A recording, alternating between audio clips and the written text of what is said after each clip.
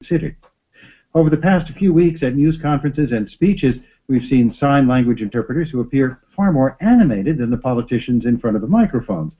Lydia Callas, for example, who stood beside New York Mayor Michael Bloomberg before, during, and after Superstorm Sandy. The gestures and facial expressions she used to relay the mayor's remarks to the deaf and hard of hearing drew wide attention, and some of the deaf community took offense at exaggerated spoofs they saw on Saturday Night Live, The Daily Show, and on Chelsea lately. If you use ASL, what do you look for in an interpreter? 800-989-8255 is our phone number. Email us, talk@npr.org. You can also join the conversation on our website. That's at npr.org. Click on Talk of the Nation.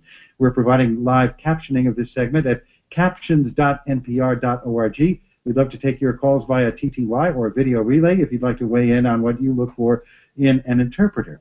Anna Witter-Mirthieu joins us via Skype from her home in Charlotte, North Carolina. She's Assistant Director for the Distance Opportunities for Interpreter Training Center at the University of Northern Colorado. She has 35 years' experience in the field of interpretation as both a practitioner and an educator. Good to have you with us today. Well, thank you, Neil. I'm happy to be here. And one of the things that those of us who are unfamiliar with ASL have to realize is that it's not letter for letter by shaping your hands.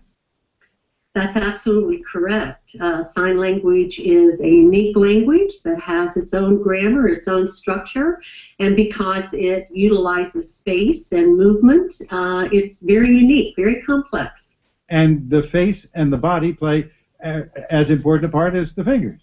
Yes, absolutely. And it has a dual function of conveying grammatical features as well as affect.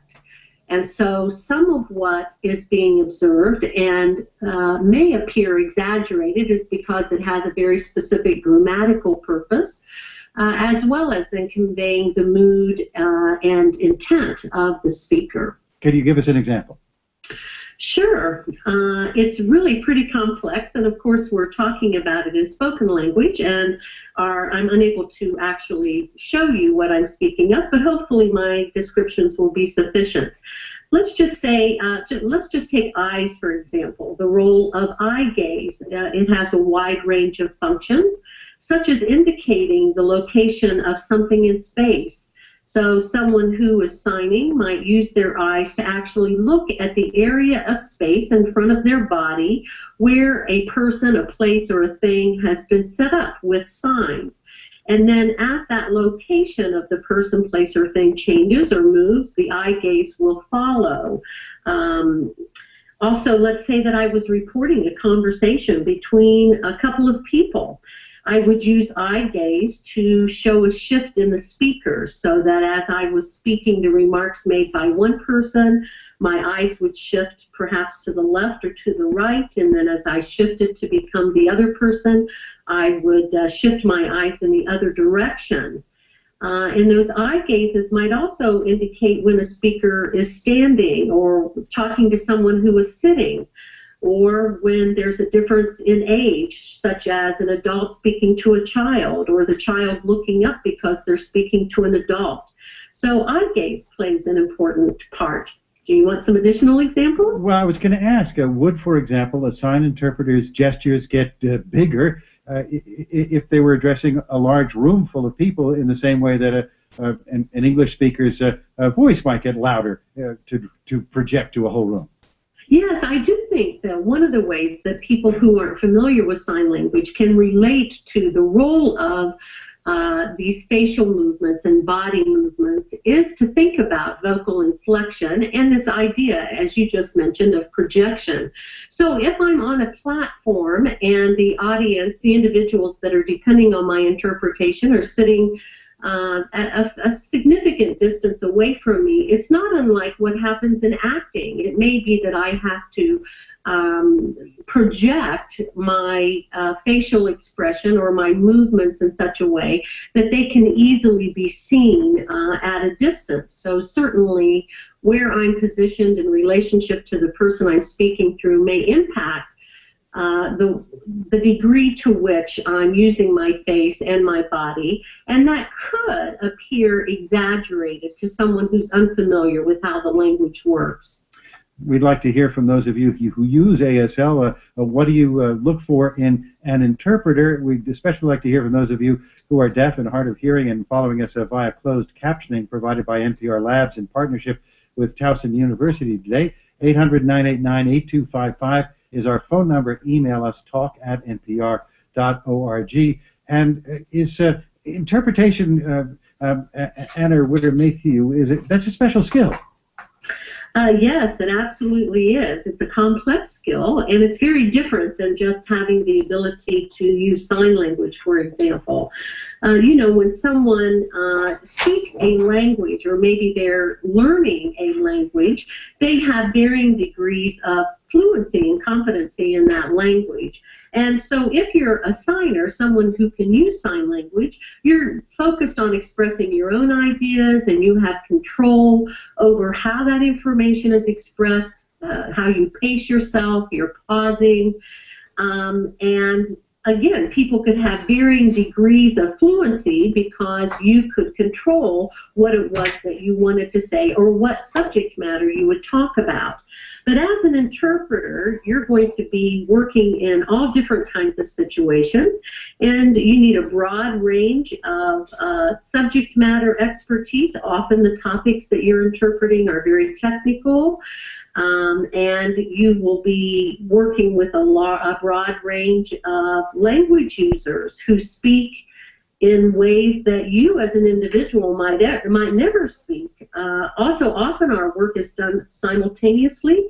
And so the individual who is an interpreter has to be someone who's highly fluent already, very near native in their use of sign language.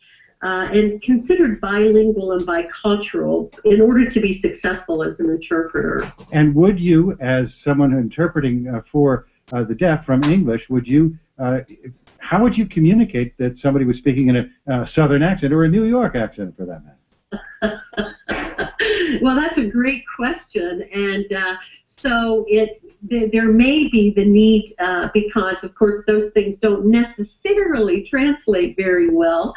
There may be the need to provide some type of cultural notation, like this person has a very strong accent. And you might include some notation of what that, like if vowels are elongated, or there was some way to convey that visually. You would attempt to do that, maybe by drawing out a sign, for example, extending the sign over a longer period of time. And would there be equivalents? Would the deaf or hard of hearing from one area or one class have slightly different gestures or dialects than others? Well, sure. There certainly are regional variations, and that usually shows up in, particular signs. Ways that certain concepts are communicated will vary from one part of the country to another. For example, there's probably 7 or 8 different regional signs for the word hospital.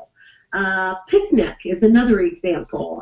The word picnic could be communicated in very different ways in different regions of the country. And there are many other regional variations from one part of the United States to another. Here in the South, for example, you will find many more signs that involve touching around the lower part of the face and in the chest region than you might find in other parts of the United States. Here's an email question from Aaron in Des Moines. It's probably important for many listeners to point out the difference between ASL and Signed American English. So what's the difference? Well, yes, there certainly is a difference. As I mentioned earlier, American Sign Language is the naturally developed language of the deaf community, and it possesses its own syntax and its own grammar, its own lexicon, and it is a language that utilizes space and movement to convey information.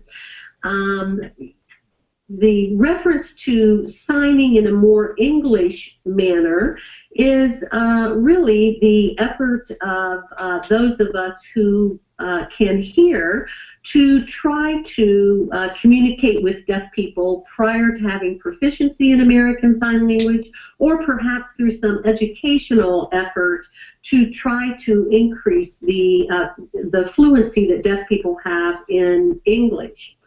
It is, although it is used in some educational settings, the use of signed English or signing in a more English manner is not broadly used among deaf people or within the deaf community. Here's an email from Tim, who describes himself as a certified ASL interpreter in the Boston area. He says, well, Lydia Callis is quite capable as an interpreter. Deaf people knowledgeable of the interpreting process and profession have been calling for the use of certified deaf interpreters for emergency announcements. Deaf people themselves formally trained in the art of interpretation and certified by the National Registry of Interpreters are the best to convey the message of such life-critical announcements and alerts. Yes, so...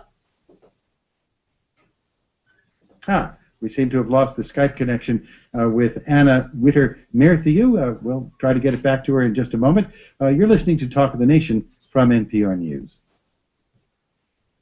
And we're going to get Anna Witter-Merthew up on the regular phone. She's the Assistant Director for Distance Opportunities for Interpreter Training Center at the University of Northern Colorado and Director of the Mid-America Regional Interpreter Education Center at the University of Northern Colorado. She has 35 years experience both as an interpreter and as an educator, trainer of interpreters. In the meantime, let's see if we can get Ron on the phone. Ron's on the line with us from San Francisco. Hello. Hi, Ron. You're on the air. Go ahead, please. Okay. Yeah, I had deaf parents, grew up speaking sign language. I consider it my native language, and I was a professional interpreter for many years, certified. My mother was born and raised, went to the School for the Deaf in Austin, Texas, and so she and her sister, who was also deaf, kind of had a southern accent. I'm kind of prejudiced in favor of the more southern style of signing. It's a subtle thing, and it's not always true, but I tend to see southern signing as a little slower paced, more graceful, and somehow more, I don't want to say more expressive, because there's another kind of East Coast signing that's centered around Connecticut, New York, and those places that seems much faster, more, I don't know, more, just more speedy and just less what I consider graceful. And so I'm kind of prejudiced in favor of the southern accent. Anna Witter-Merthew is, I think, back with us on the phone. Yes, I am. I'm so sorry. Oh, that's quite all right. We have technical problems, live radio, it happens. But would you agree with Ron? And these do sort of fall within our broad interpretations of Southern speech in English, and New York's a rather more quicker pace. Yes, Neil, but I wonder if I might be able to go back and respond to the comment by the person about the use of deaf interpreters. I think that it's an important topic. Oh, for emergency announcements. That's what you were talking about when we got cut off. Go ahead, please. Yes, thank you. I wanted to agree with that caller that I think that that would be an excellent solution. What that would require is one of two things possibly. For example, you could, if there was a script that was available that could be studied by the individual who themselves is deaf, but is very fluent in the use of the language, then they could read that script and translate it, and then while someone is speaking, they could simultaneously render their translation. Or they could work in conjunction with a hearing person who can interpret and could feed them the general ideas that are being communicated, and then they could express the interpretation. So certainly in terms of fluency and overall cultural awareness and the appropriate use of facial grammar, body language, etc., the use of deaf interpreters in that capacity would work very well.